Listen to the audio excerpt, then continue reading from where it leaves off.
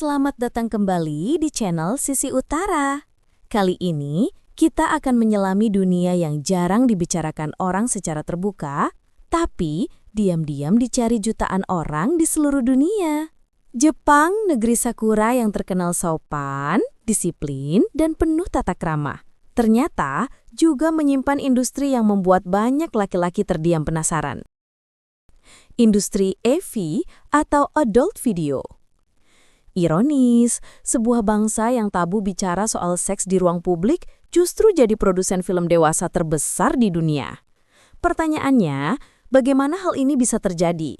Dan kenapa industri ini begitu menggoda imajinasi kaum lelaki? Sebelum lanjut, jangan lupa untuk like, komen, subscribe, dan klik lonceng untuk dapat update video dari kami. Yuk mulai!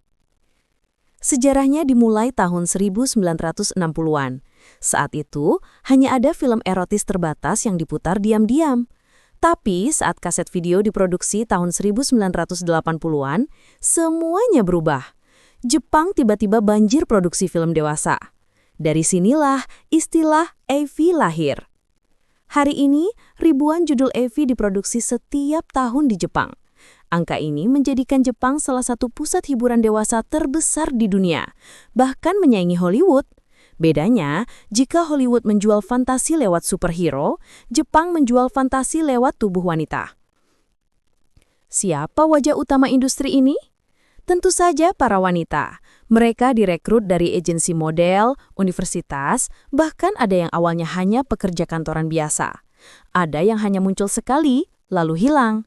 Ada juga yang membangun karir panjang hingga dijuluki AV Idol. Bagi fans, mereka bukan sekedar aktris film dewasa. Mereka adalah selebriti. Mereka punya fan meeting, muncul di variety show, bahkan ada yang masuk ke film bioskop. Bayangkan, seseorang aktris yang dikenal karena AV bisa duduk di acara TV prime time. Dan inilah yang membuat banyak laki-laki penasaran. Setiap aktris membawa daya tarik berbeda. Ada yang imut, polos seperti gadis SMA. Ada yang bohai, penuh lekukan, menggoda mata. Ada yang karismatik, misterius, seolah menyimpan rahasia. Industri ini tahu betul bagaimana menjual fantasi. Tidak hanya tubuh, tapi juga personanya. Bagaimana dengan pemeran pria? Jumlahnya jauh lebih sedikit. Tidak semua laki-laki bisa masuk dunia ini. Syaratnya berat, stamina tinggi, mampu bertahan lama, harus percaya diri meski dikelilingi kamera dan kru. Tidak boleh grogi, tidak boleh gagal. Bayarannya kecil, jauh di bawah pemeran wanita. Tapi justru karena supply aktor pria sedikit, mereka yang berhasil bisa main di ratusan judul. Itu sebabnya wajah aktor pria seringkali itu-itu saja.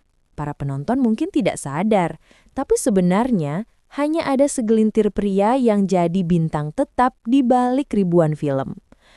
Keunikan AV Jepang, satu kata, sensor mozaik. Sejak dulu, hukum di Jepang melarang tampilan alat vital secara jelas. Hasilnya, semua AV Jepang diberi sensor kotak-kotak. Bagi orang luar, ini aneh, tapi justru inilah ciri khas Jepang. Sensor membuat fantasi makin liar. Yang samar justru membuat orang lebih penasaran. Selain itu, AV Jepang berbeda dengan film dewasa barat. Mereka mengemas cerita panjang, drama, cosplay, fantasi aneh hingga adegan yang seolah nyata. Inilah yang membuat industri ini bukan sekedar hiburan instan, tapi benar-benar menjual dunia fantasi yang lengkap, seolah setiap laki-laki bisa menemukan tipe idamannya di sana. Sekarang, mari kita bicara soal ironi. Di masyarakat, orang Jepang jarang bicara soal seks. Pendidikan seks di sekolah pun sangat formal, bahkan cenderung kaku. Seksualitas adalah tabu di ruang publik. Namun, justru represi ini membuat orang melampiaskannya lewat hiburan. AV menjadi pelarian, tempat menyalurkan hasrat yang tak bisa dibicarakan terbuka. Ironinya lagi, AV Jepang lebih banyak ditonton oleh orang asing ketimbang orang Jepang sendiri. Sebuah bangsa yang ingin terlihat sopan, tapi di balik pintu menghasilkan salah satu industri paling sensual di dunia. Paradoks inilah yang membuat topik AV Jepang selalu jadi bahan perbincangan. Jepang sedang krisis populasi. Banyak orang muda tidak menikah. Tingkat kelahiran sangat rendah. Fenomena hikikomori, orang yang menutup diri, semakin marak. Herbie Foreman, pria yang apatis pada hubungan romantis juga meningkat. Kesepian menjadi masalah nasional.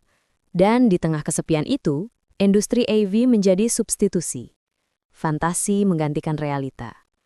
Para lelaki yang lelah dengan tekanan kerja, yang tidak punya pasangan, menemukan pelampiasan di layar. Disinilah hubungan erat terlihat.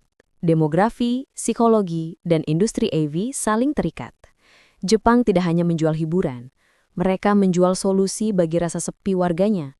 Dan pada saat yang sama, menjual fantasi ke seluruh dunia.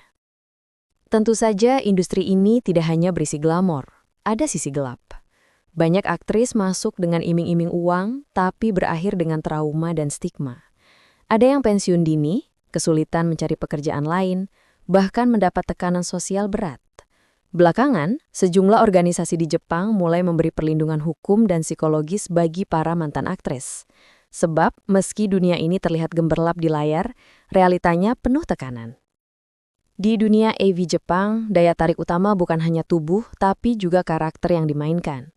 Setiap pemeran punya persona, identitas yang sengaja dibentuk agar menempel di kepala para penggemarnya. Ada yang dikenal dengan gaya gadis polos, wajahnya lugu, senyumnya malu-malu, tapi justru itu yang bikin banyak penonton merasa seolah sedang menatap cinta pertama mereka. Ada juga tipe kantoran elegan. Wanita dewasa yang anggun dan terlihat berpengalaman, memadukan kecerdasan dengan daya pikat yang misterius. Sebagian lagi tampil dengan persona bohai dan percaya diri. Wanita yang tampil tanpa ragu, penuh energi dan karisma. Mereka sering jadi ikon yang menembus batas fantasi. Uniknya, Jepang membangun karakter ini bukan hanya lewat fisik, tapi lewat cerita, ekspresi, dan detail kecil. Cara bicara, gestur tangan, hingga gaya berpakaian. Semua dirancang untuk menggugah imajinasi penonton, tanpa perlu menunjukkan terlalu banyak. Dalam industri ini, karakter adalah segalanya. Mereka bukan sekedar pemeran, tapi cerminan dari beragam fantasi dan keinginan manusia yang tak pernah diucapkan. Fantasi tentang kesempurnaan, kelembutan, dan rasa penasaran yang tak berujung. Dan itulah kenapa industri AV Jepang terus bertahan. Karena mereka tidak menjual tubuh, tapi menjual rasa ingin tahu tentang manusia itu sendiri. Industri AV Jepang adalah paradoks besar, antara tabu dan kebebasan, antara represi dan fantasi, antara bisnis dan penderitaan. Di satu sisi, mereka menjual fantasi yang membuat jutaan lelaki penasaran. Di sisi lain, mereka juga menciptakan stigma dan luka bagi banyak pelakunya. Inilah wajah Jepang yang jarang dibicarakan, sebuah dunia yang menyimpan tanya. Apakah industri ini lahir karena kebebasan, atau justru karena tekanan sosial yang begitu besar? Terima kasih sudah menonton Sisi Utara. Jangan lupa like, share, dan subscribe untuk konten menarik berikutnya. Sampai jumpa di video selanjutnya.